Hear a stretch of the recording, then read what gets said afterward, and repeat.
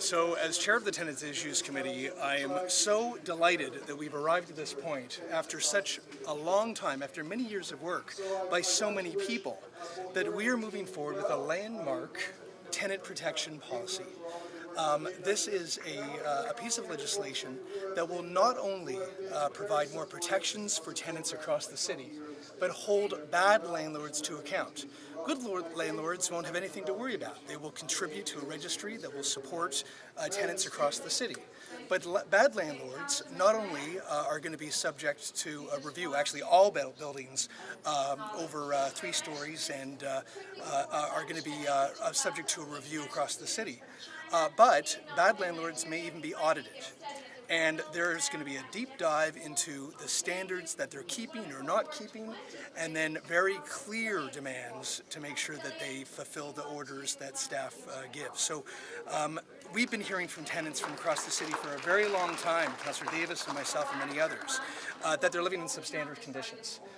There's pests, rats in the hallways, really disgusting, shameful conditions that are not safe, not healthy, and certainly that they're embarrassed by. And we need to step up and take action, and that's what we're doing today. I think the new apartment bylaw is going to be one of the most significant changes that we've introduced in the city for many, many years. It will provide a new regulatory framework that will allow the city to put more conditions and more scrutiny onto landlords in the City of Toronto, and will make, I hope, a contribution to improving the quality of homes for renters right across the city. This licensing isn't going to do anything to help all of the arguments that everybody's bringing up.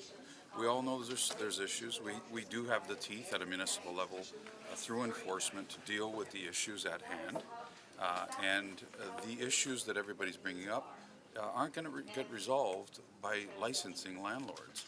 All you're going to do by licensing landlords is, yes, another grab at taxes and money from landlords, but you're going to bring them into hiding again.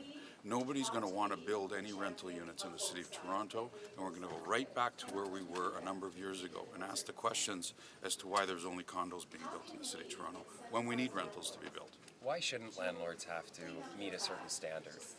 They do now, and they're provincial standards, and the province has a responsibility to change those standards regularly.